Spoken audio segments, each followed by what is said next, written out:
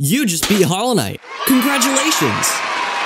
But the ending you achieved didn't entirely make sense, and with a total of 5 to acquire, their impact on the story can be difficult to decipher. Don't worry. In this video, I, Ccmaci, will explain the lore behind every ending in Hollow Knight. If you click this video wondering how to find each one, I'll provide hints at the end of every segment to help nudge you in the right direction. I won't fault you for forgetting, but this isn't your first time seeing the Hollow Knight. At the very start of the game, you're unknowingly shown it inside the Black Egg.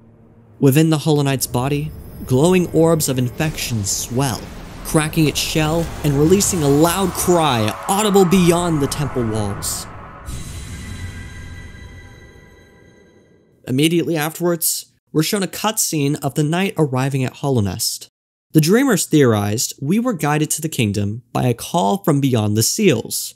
The seals being the dreamers' locks on the Black Egg, the call originating from this very cutscene. Now it makes sense why these two events are shown in sequence. It's simply the correct order of events. Fast forward an entire playthrough, and you defeat the Hollow Knight. As your reward, please proceed to suck up its infected insides, then stand very still so we can imprison you within the Black Egg for eternity. Oh, by ending one's name, it seems you've just became the next Hollow Knight. But what does that mean? What do we even accomplish? You lack the context to reach a definitive answer. I guess you'll have to up that completion counter to 100%. If you're confused where to start, open that hatch near Lem's shop. To explore Hallownest further, you'll need an item locked down there. Well, that's your spoiler warning.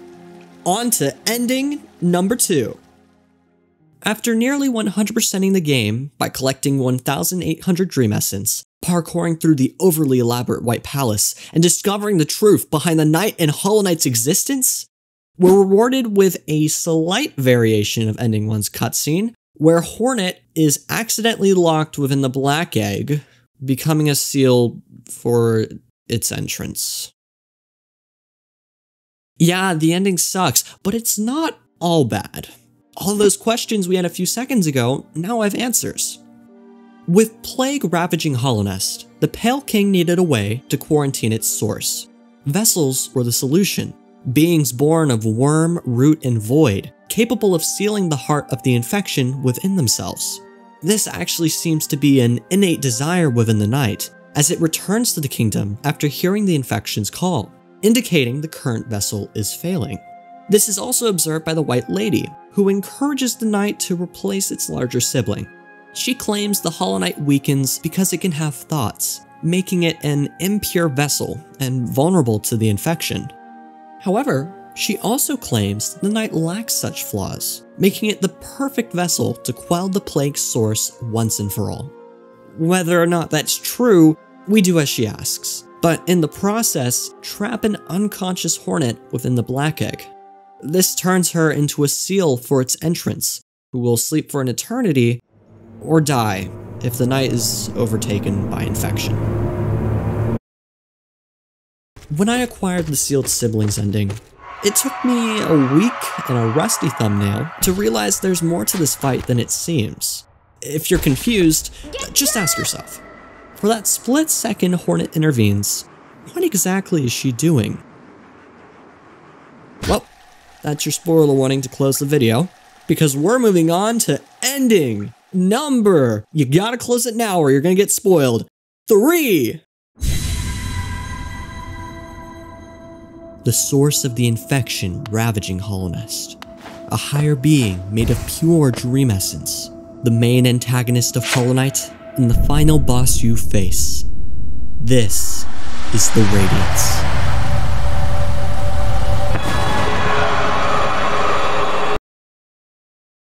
Long ago, her worshippers happily basked in her light. But when the Pale King arrived in her lands, their loyalties began to shift.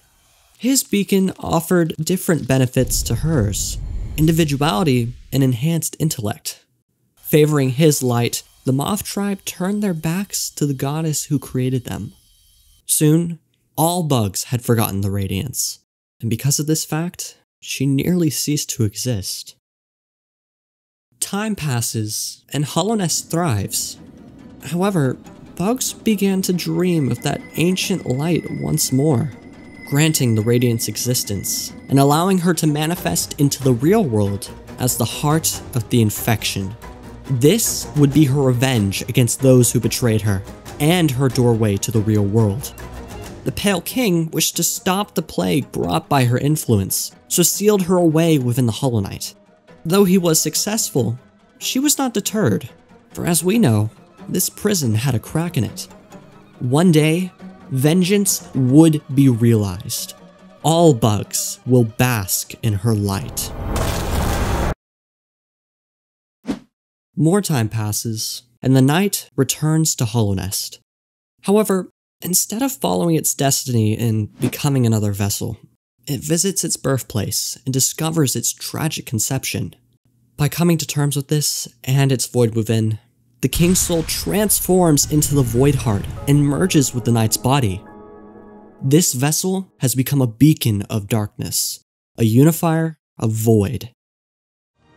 Throughout the fight against the Radiance, the knight utilizes its newfound power by manifesting void into the dream realm.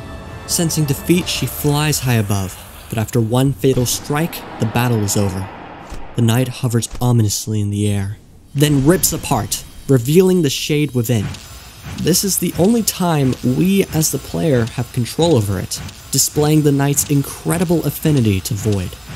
With help from the Hollow Knight and a few whacks to the face, the Radiance's light is extinguished, once and for all.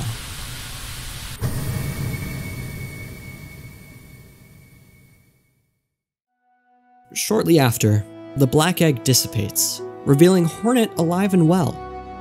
But in sacrificing its outer body, she discovers the knight has perished.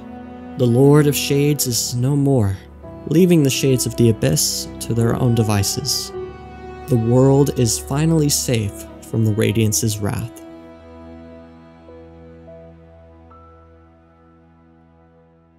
Though there aren't many bugs alive to restart civilization, the Pale King's beacon still persists, attracting bugs from far and wide to its lands. It may not be named Hallownest, but a new kingdom could very well rise atop its ruin. And I did think about it. Not Farloom. Unless this visual of Hornet's journey across the desolate wastes is actually a red herring, Farloom is indeed far away from Hallownest. You'd think that's where Hollow Knight's story concludes, but surprisingly, 2 more endings were added post-release. If you're unsure how to find them, just say hello to the Godseeker and see what her mind has to offer. Well, that's been your spoiler warning. Ending number 4, here we go. To put into perspective how powerful the Godseeker is, her mind is capable of dragging the actual Radiance out of her boss room just to throw her into Godhome for the night to duel. This is possible through attunement, and by attuning with the gods of Hallownest, aka bosses, Godhome is brought closer to the God of Gods, who they assume is the Radiance. This attunement also brings out the greatest potential of a boss, explaining the noticeable difference between her normal version and her absolutely jacked with dream steroids counterpart. As a team cherry on top, you don't need to kill the Dreamers to access her pantheon, but it will be locked if you lack the Void Heart. This is because, similarly to a regular fight, the Knight uses it to manifest void against the Radiance. However, we're in Godhome, and its attunement to Hallownest's most powerful beings has caused the Void Heart to work a little too well. The Knight's greatest potential is achieved, revealing it to be the actual God of Gods, the Shade Lord. We witness it slash the Radiance to ribbons. She explodes.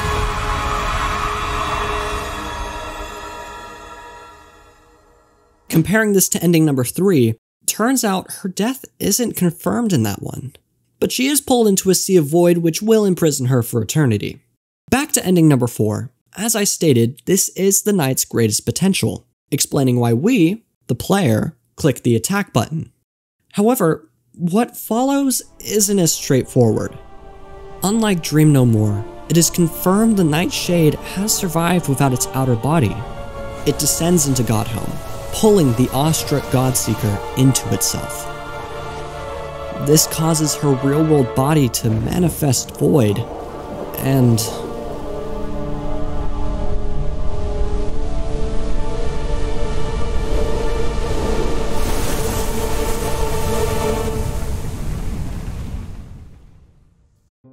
a vessel is not a single being. It's an outer body and an inner shade coexisting with one another. In this scene, the outer body has control of the attack button, but afterwards, a cutscene plays, indirectly taking away our control as the player. It's safe to assume at this point, our influence on the Shade Lord has diminished, explaining its supposed rampage. Also, considering the intense music and violent thrashing of Void, most interpret whatever's happening won't bode well for Hallownest. Progressing onward, we're shown the infection's influence disappear from these vines, confirming we really did put a stop to the Radiance's plague. And look, it's Hornet. She's been waiting at the Black Egg all this time, and from it, to her surprise, emerges the Hollow Knight. Whether it's aggressive because of the Shade Lord's influence, or is taken aback by Hornet's hostility, the two siblings ready themselves for combat, and the cutscene ends.